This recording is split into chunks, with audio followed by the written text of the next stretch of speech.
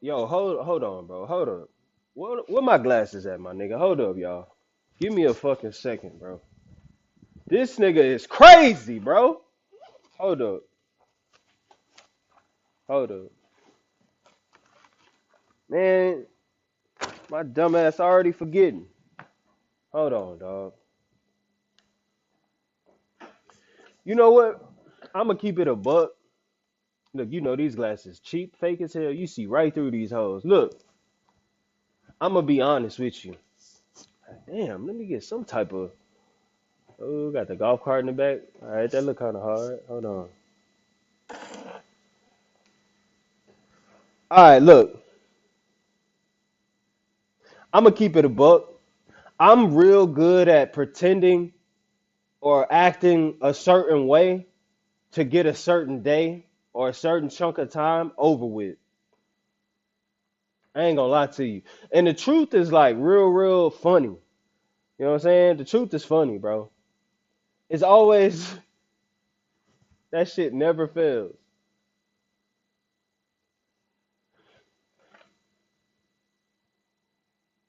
So basically, this likable thing, this shit alright. Having the skill to make motherfuckers like you, man, I ain't gonna hold you, man. This shit kinda underrated, bro. This shit kinda underrated. Cause people will look past some shit if they like you. People will put up with all kinds of horse shit if they like you. I'm not a troublemaker. I just stay in my own lane a lot, and I be so deep in my own fantasy that a lot of like mishaps can happen around me. If not by my own hands, then it can be some shit that it can be a reality check, but like in the form of like a lightning bolt, like hitting my motherfucking fantasy, and then something practically has to happen after that. So I ain't a troublemaker or whatever, but I have to admit there are certain things that I do in a way that I don't think most people can get away with. Well, unless you're likable or you come off as likable. Because to be honest with you, privately I'm not likable. I'm very disagreeable privately, and I'm very hateable privately.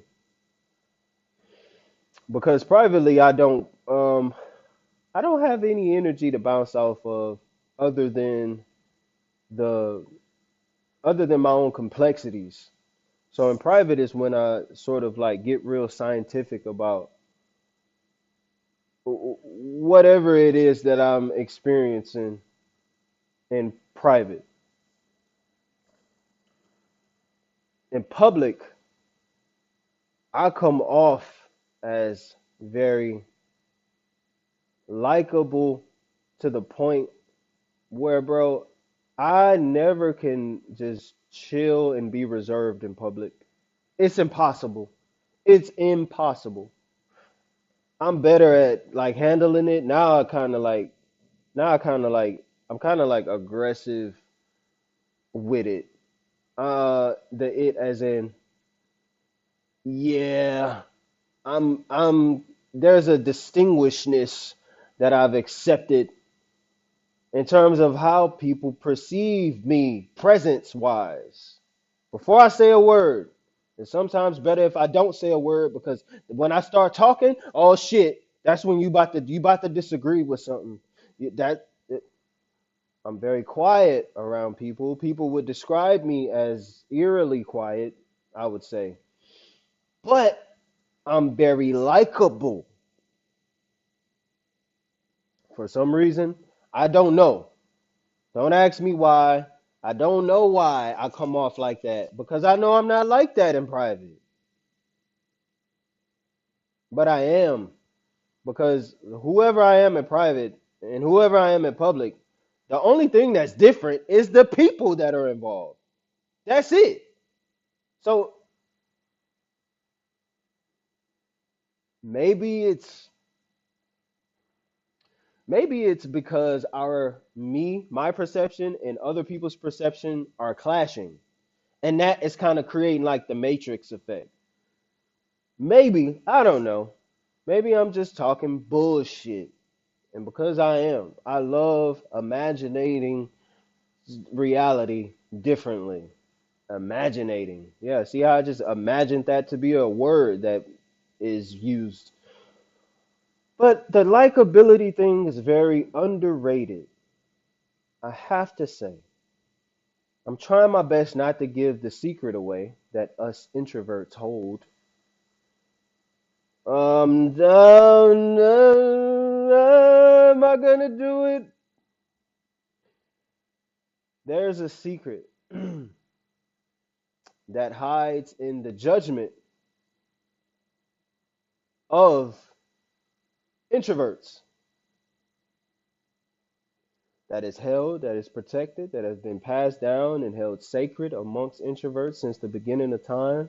It hides in the poets, it hides in the artists, it hides in the homeless, it hides in the drugs, it hides in solitude, it hides in the arts and sciences of the world since the beginning of time, since there was light.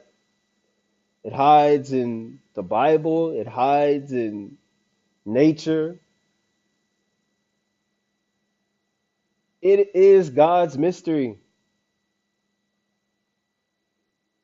the secret allure, or the secret elixir. I'm not going to do it because I don't want to be the finger pointing at the moon. You know what I mean? It hides in that, which is the Tao Te Ching. I don't want to be the finger pointing at the moon and looking at my finger instead of looking at the moon and my finger's pointing at. I don't want to do it because it just wouldn't be true. It would be very likable to do it. Oh, it would be so likable. And another underrated thing about being likable is that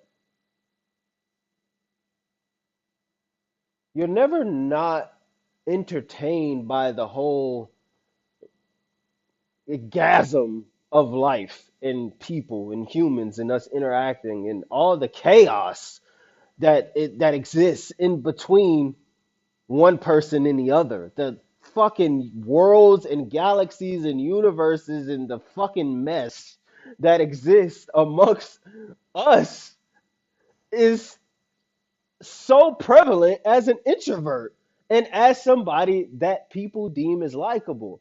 You will all the door people will always open their doors to you. They'll even open their back doors to you. Take that how you want. No pun. Huh.